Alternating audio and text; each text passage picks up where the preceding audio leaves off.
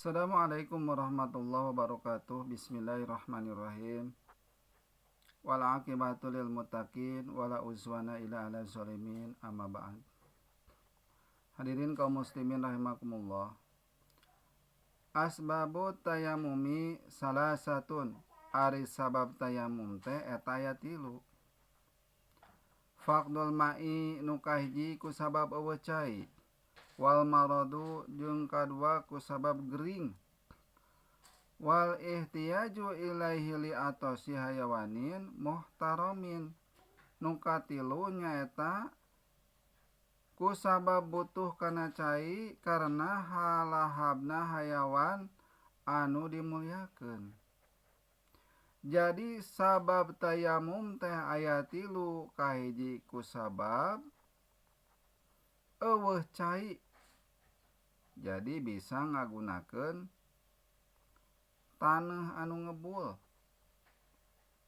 dianggo tayamum pikeun ibadah gaganti kana wudu. Wal maradu kadua gering. Gering teh upama teh makaduruk teu meunang kana cai. Melepuh kaleog kulit teh teu meunang kana cai. Sabab lamun kana cai mantak parna maka bisa dilakukeun dina susuci teh ku tayamum ku taneuh. Nu katilu wal ihtiyaju ilahi li atosi hayawanin muhtaramin. Nyaeta ku sabab halahabna hayawan anu dimulyakeun. Hewan-hewan anu dimulyakeun teh nyaeta seperti domba, sapi, kuda, hayam jeung lain sebagainya. Bahkan makhluk hidup anu sanesna ge seperti manusia, tah saumpama teh mah cai teh saeutik, mantak,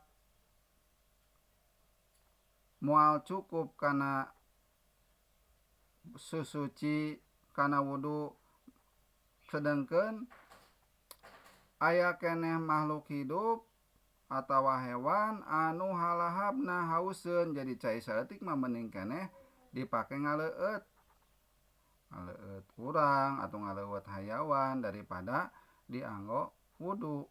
Jadi bisa digunakeun lamun cai saeutik mah gaganti susuci teh ku tayamum. Wa ghairu muhtaramin jeung anu teu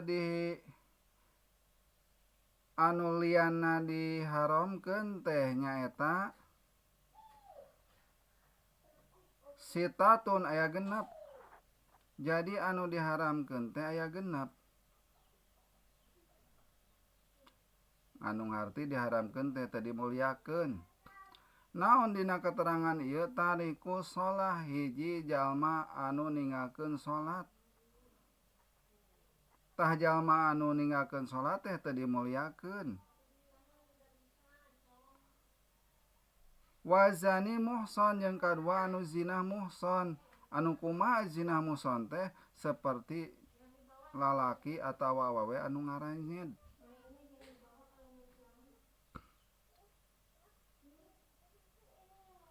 Wal murtadu jeung nu katilu nyaeta murtad.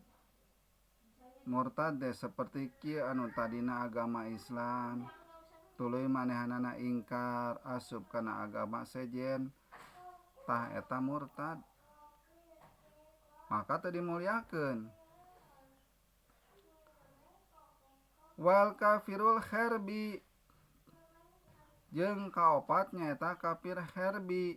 Sedangkeun kafir teh aya 2, hiji kafir herbi, kadua kafir zimmi. Kafir herbi kafir musuh perang anu merangan ka umat Islam, contona di zaman perang Badar. Nah, eta teh dimulyakeun. Tetapi kafir zimmi mah kafir anu berhubungan anu menta perlindungan ka umat Islam, eta wajib dilindungi. Jadi di dieu kafir herbi kafir musuh perang, maka teu dimulyakeun eta mah.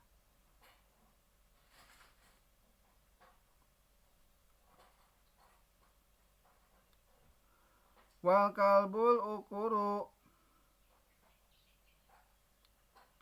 Jeung nu kalima nyaeta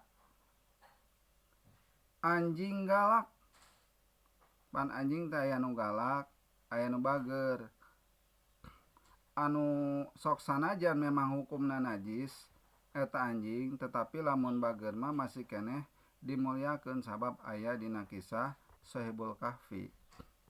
Tah ieu lamun galak mah teu dimulyakeun. Tuluy nu kagenep nyaeta wal khinziru nyaeta bagong.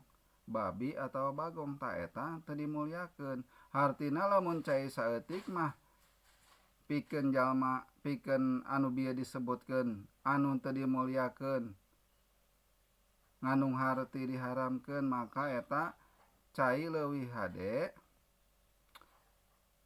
dipake wudu. Tetapi lamun caina saeutik sedengkeun halahabna butuh anu hayawan anu dimulyakeun atawa sakur-sakur makhluk hirup anu dimulyakeun maka cai saeutik teh bisa diganti ku tayamum.